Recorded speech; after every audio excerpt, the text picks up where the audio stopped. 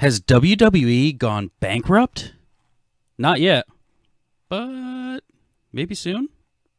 We're talking about the business of the business here on Wrestling with the Business.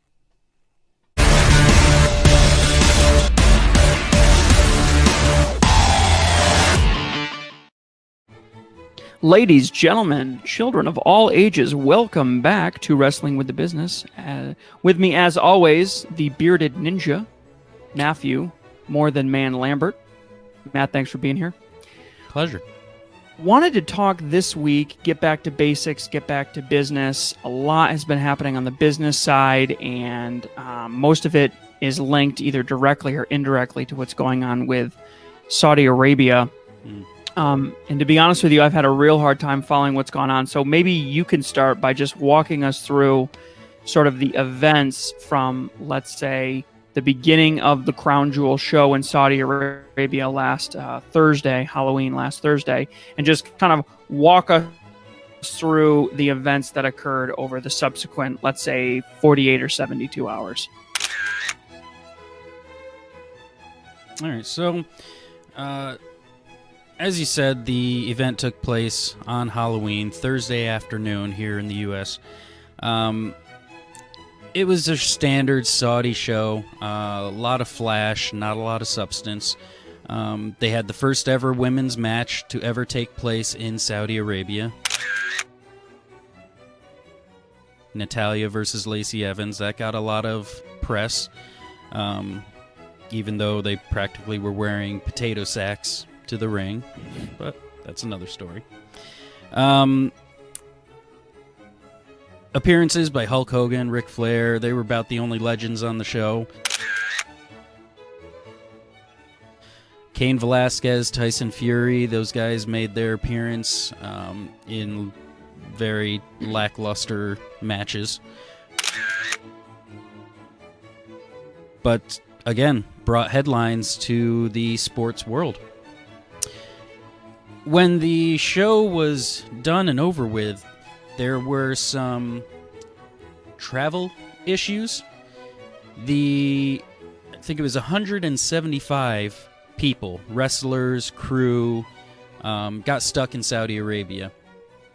Now, it's been pretty dicey with rumors back and forth, with superstars tweeting, and there's been a lot of confusion.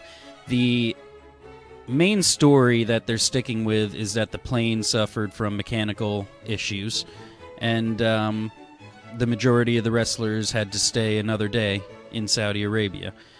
I think 20 people chartered another plane in order to make it back to SmackDown the following day, Friday night, but didn't get back in time. The plane landed after the show had already started, and that led to an excellent SmackDown with the NXT invasion, which they also flew up from Florida to Buffalo, New York, and they got there 5 minutes before the plane landed 5 minutes before the show started, and they got to the arena after the show had already begun. So yeah, all this confusion with Saudi and travel issues and whatnot. Again, there's still a lot of rumors. It's really hard to piece together what's fact, what's fiction. But it was definitely a chaotic and really debilitating to this whole Saudi relationship. Just another layer in the crap. Yeah, and some rumors had gotten released that halfway through the show, Vince McMahon sort of realized that the Crown Prince hadn't sort of paid his bill for the last couple of shows, and that he was carrying a debt worth something like 7 figures, and that he, cut the TV fee to Saudi Arabia, and that perchance that this delay of the planes could be some sort of retaliation by the Crown Prince against Vince McMahon, and there was a whole bunch of rumors back and forth. God only knows what's true and what isn't true, but really what it did from a financial standpoint is it drove uncertainty. And right now, the biggest monster in the room financially that WWE is having to deal with is uncertainty. AEW has beaten NXT in the ratings week after week after week so far. This is the sixth week in a row. Yeah. Fifth week in a row that they beat AEW. Yes, the margin is, or the gap, I should say, is narrowing. It's narrowing significantly. It's quite close now. Yeah, this week it was only a matter of 9,000 viewers. Yep, it was only a few viewers. However, as Matt has mentioned in previous videos, this new sort of NXT invasion, Raw invasion, they're sort of commingling the brands now, and you're going to get a certain bump when you're trying to, who's going to show up this week, right? You're sort of leveraging that star power from the other brands. And this week, obviously, the OC showed up with AJ Styles on NXT, yep. And that drove viewership up. So, being said, wait a minute. You mean enticing people to tune in the following week actually works? In this instance, uncertainty is actually working in the WWE's favor because people are turning in to say, what the F is going to happen, right? Yep. That's the type of uncertainty that you don't want, or that you do want. The type of uncertainty that you don't want is WWE's revenue going to be affected by the fact that they signed this contract with the Saudi prince and he's going to stiff them on the bill?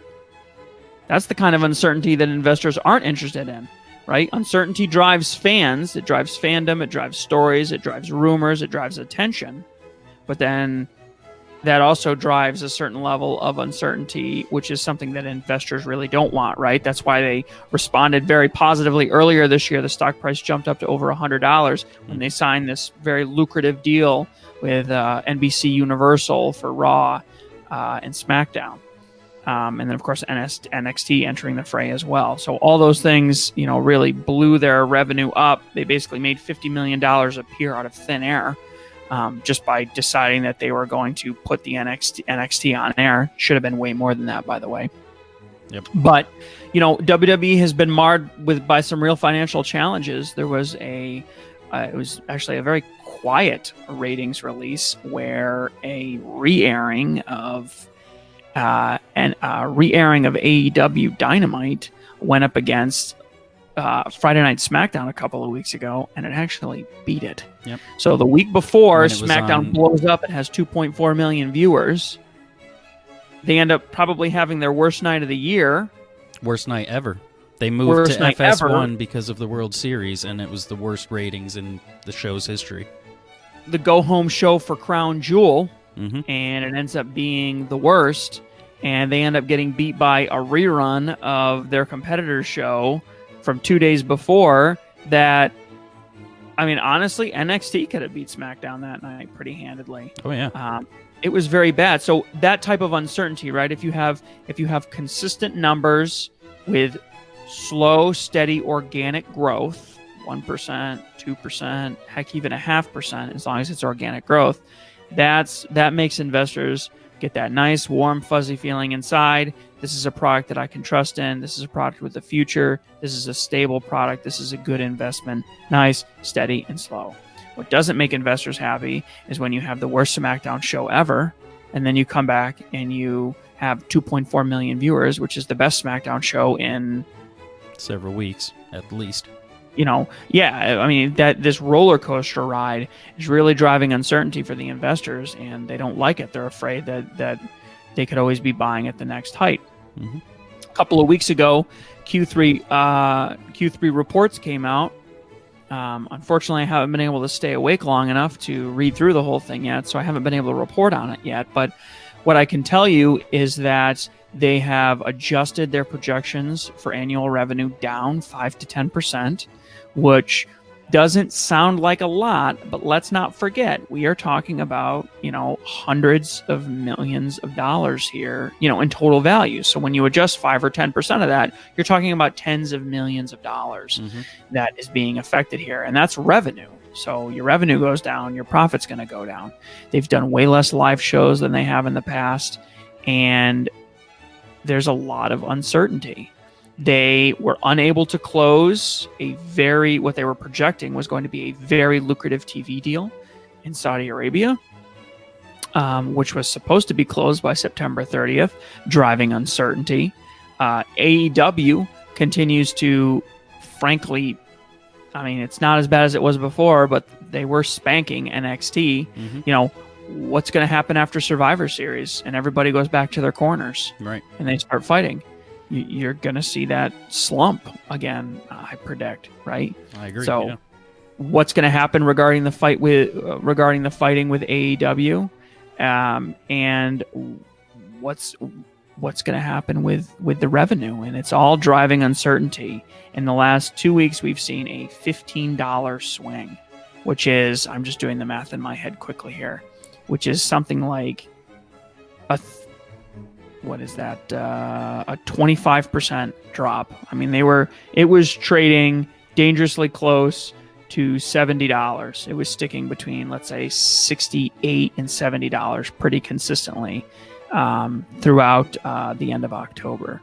And when everything hit all at the same time, with the projections for the revenues being down, the release of the Q3 report, AEW spanking them yet again in the ratings, coming off the back of the AEW rerun beating SmackDown. That level of uncertainty just caused the stock to plummet. I made a prediction about a week ago. I didn't make it publicly, so shame on me. I should have tweeted about it or something, but I think at the time it was we were looking at a stock price somewhere around $60. It had already dropped to $60, and I was saying that no, the stock was headed down.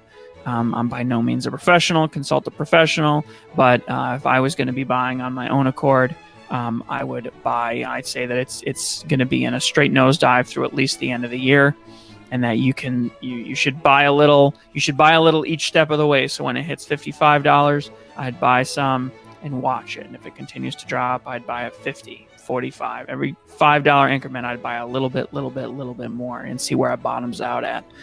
I think it's going to recover. I think AEW is going to live forever. I don't think there's any way to kill that giant, at least not anytime soon. It's a decent long-term investment, but I don't know where the bottom is. If history is any indication, the bottom is $9.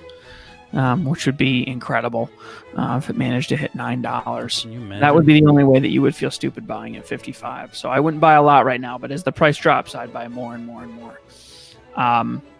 It closed. Today is Friday the 8th. Yep. Yes, today's Friday the 8th. It closed today at $54.72 a share.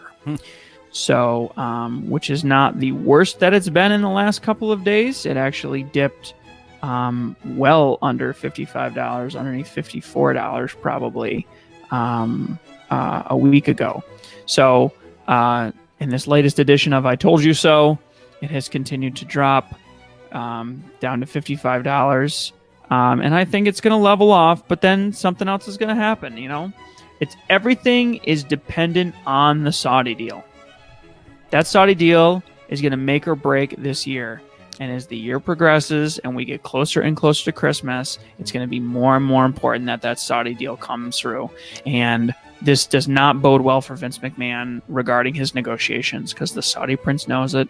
He sees where the stock price is going. He knows there's not going to be another show. And, I don't know, maybe he can just tell all of his people to watch online or something. I mean, he's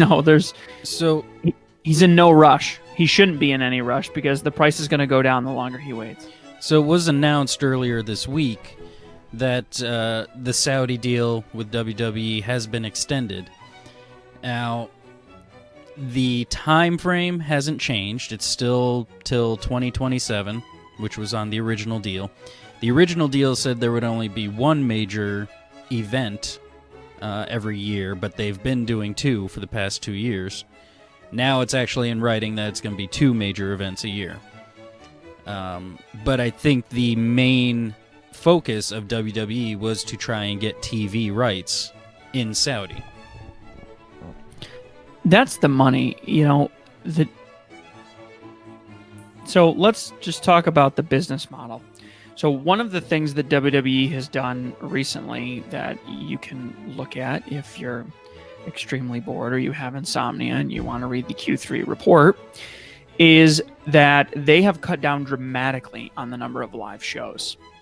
And what you see, and Matt, I know you can attest to this, back in 2012, 2013, you and I went to a dark show for WWE in Glens Falls, New York, which they hadn't been to in 20 years, something like that.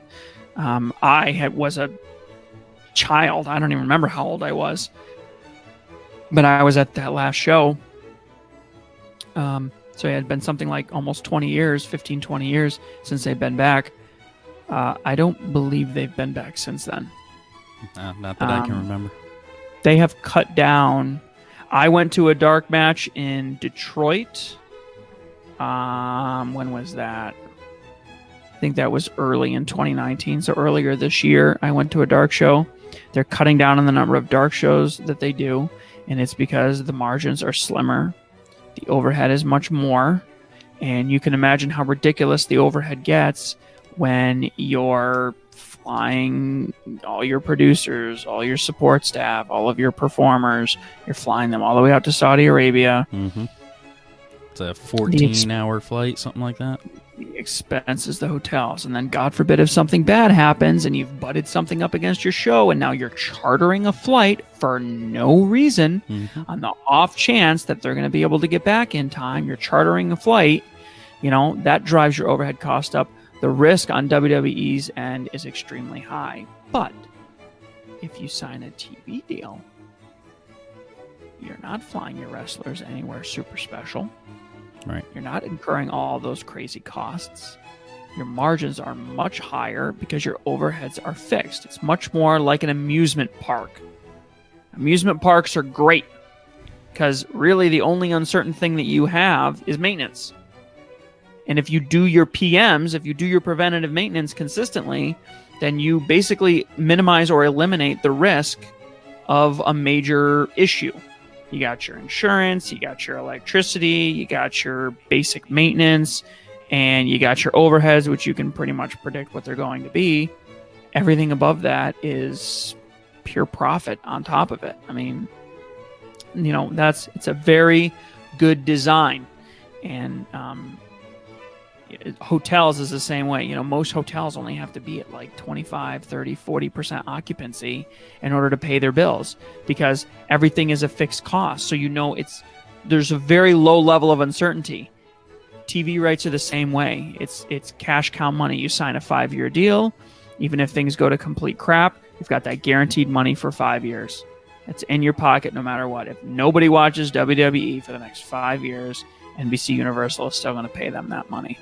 And they've got time to figure out what they want to do. So they're not interested. This is, in my opinion, this is all part of the schmoozing process. They're trying to drive uncertainty out of their portfolio. They're trying to drive TV rights is certainty, stability, it's fixed costs, it's all the things that they're trying to maximize. And live shows are travel expenses, scheduling issues. They sign TV rights. Doesn't matter what the cost of fuel is. Doesn't matter. They still have that money coming in. Doesn't matter. A live show, you got to fly, drive, bus, train. You got to move people all around. You got to move all the equipment around. The price of gas goes up 10, 15, 20 cents a gallon, and your margins are crap because you've already signed the deal with the venue. So you already know what percentage you're taking. It's fixed. You're stuck. So, they're signing this deal for 2 extra shows. For them, it costs nothing, right? For them, it's a negotiation point. They've already decided that they're going to give away 2 shows a year. Yeah, they were already doing it. They're already giving Saudi. They're getting something for nothing, just as a way to try to leverage getting the TV deal. Hey, we didn't want to give you 2 shows a year. Look at what happened when we did this Crown Jewel show for you. We had, all of our wrestlers couldn't get back in time. We had a very solid night on SmackDown, but imagine how much better it would have been had we had the full roster there like we should have. We're absorbing a lot of risk, blah, blah, blah, blah, blah. And just to try to create a Yomi, basically a you owe me for Saudi Arabia to get them to, at this point, I'd be begging them to sign the deal, let alone make it more lucrative or anything, because right now, a $1 deal from Saudi Arabia is going to create more certainty than what they currently have right now. So As time goes, I would expect that you're going to see a very steady, slow drop. And then if there's a deal that's signed, you're going to see it spike back up again.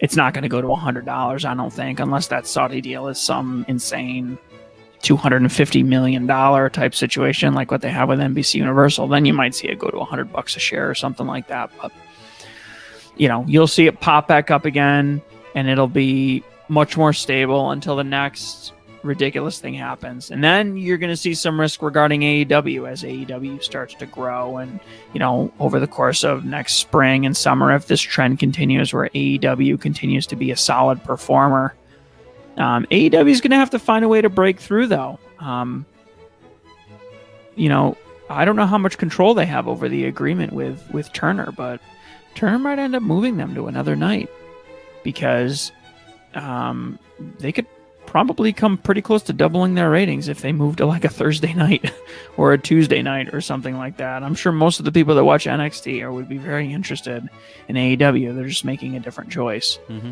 So, it'd be interesting to see if their strategy shifts, or maybe if they try to go to a weekend night or something like that, like a Saturday night special type thing, see what they try to do from that angle. But right now, AEW or WWE is in really big trouble, and it's all being driven by uncertainty. They really need to try to correct the uncertainty. They need calm. They need stability. They've got it on the American side, and they've been reporting a lot of really important numbers regarding the Saudi Arabia side, and so far that hasn't really come to fruition. So the make or break time's pretty much going to be probably mid-December. I would say certainly by December 20th. If there isn't a deal signed by December 20th, within probably the next, 5 weeks, if there's not a deal signed by mid-December, then you're going to see that stock price just continue to drop all through the holidays, all throughout the beginning of the year. And then we'll see what happens at the beginning of next year. But so I just want to ask, how do these, or will these financial woes affect what we watch on TV on a weekly basis, or will they have any effect at all? Because we saw them, despite all these financial things, we saw them bring back Pyro, which we know is a pretty large expense on a weekly basis, 2 shows. So how will this affect it? Pyro is actually more expensive for the venue than it is for WWE. It's the insurance on the venue, sure. The likelihood of it burning down, and I don't know. I'm sure each agreement's a little bit different. Does the venue carry the insurance? Does WWE need to carry insurance? I'm sure that WWE needs to carry a little bit of extra insurance as a result of having the Pyro, but that probably exceeds the cost of the Pyro itself, would be my guess. Yes, you are going to see, you're going to see this tug of war. On the one hand, given the uncertainty that we have, given the fact that we're probably not making a whole heck of a lot of money off these Saudi shows, which we've signed up for, given the fact that we haven't got this TV deal, which is supposed to be really lucrative for us. Oh, we're going to tighten our belt. We're going to penny pinch. We're going to hold back, blah, blah, blah. But then at the same time, WWE is going to be incentivized to reach into their deep pockets and start forking out because they don't want their best talent leaving and going to AEW, right? So you've got a competitor across the street that's offering a very good product, and all of your talent can just walk across the street. They just signed a 5-year deal for Randy Orton. Yep. Which I think Randy was doing or his agent, whoever it was doing a really good job trying to sow uncertainty with rumors about him potentially leaving and a feud with Kofi Kingston and blah, blah, blah. I think that was more Randy just playing both sides, trying to get a better deal. And good for him. It seems to have paid off for him. He's got 5 more years. He'll be 44 years old. And on our video on salaries, we mentioned that Randy Orton was the 4th highest paid man in the company at $4.5 million. So yeah, he's making more than that now. Yeah, and again, you can see it in that I believe they just re-signed Braun Strowman to I think $1.2 million a year. So there's this tug of war going on right now. I wouldn't be surprised if you see them releasing mid to low card talent, and maybe some of their more seasoned people. Frankly, I'm surprised they've hung on to Ray Ray as long as they have, because they've been doing sort of so little with him, but he's such a crowd favorite. He puts butts in seats, which is going to be important. I expect he's going to be going out within the next 6 months or so. I think this is his last run. And he might be too old to be a real asset to AEW, or AEW might just bring him on as... I think he could do decent commentary. I think he could do, like, I think he's going to stay with WWE just for the simple fact of having his kid at the Performance Center. I mean, you dance with the one that brought you. I'm not saying WWE brought Rey Mysterio. He's got Japan. He's got WCW in his background. But, they've been... for 20 years, they've paid his bills, and so I think, but I wouldn't be surprised if you see some quiet releases, if you see some of the lower card people getting released, and if I'm one of the mid card people and my contract is coming up, I would be calling Tony Khan every other day. Yeah. And driving that number as high as I can, because WWE is in a really vulnerable position, which again does not help. I think, again, stability is what WWE is trying to drive here. Wrestlers leaving it creates instability. That's not what you want. So, and I expect the Revival is going to be the first ones out the door. Your guess is as good as mine. Look at when the contracts expire, and I mean that's. Make your judgment call. Any contracts that expire between now and next summer, I'd say, are considered high risk. I saw some spoilers from tonight's SmackDown, so that's part of the reason why I'm mentioning them. But yeah, look at anybody whose contract expires in the next 6 to 9 months, and those are the people that I would be looking at. So, yeah. All right. So we'll keep updating everyone on these financial woes of the WWE as things come out. And if you want to keep up on all that stuff, then definitely check out our Facebook, check out our website, our Twitter. There'll be links for them all in descriptions below. Will WWE go bankrupt? Probably not anytime soon, but if this trend keeps going, who knows what the future will bring. I want to know, comment below, how low is it going to go? How low is this stock going to go? Where is it? Yeah. How low does the bar go for WWE? How low can they go and still maintain solvency? Because they are, this could get a lot worse. So comment below, how low is it going to go? And where are you going to buy? If you were going to buy stock, where are you going to buy at? Because I got to tell you, if you got an extra 20 or 30 bucks in your pocket, I think if you're patient, you could find yourself a part owner of WWE Incorporated. We're all going to be rich.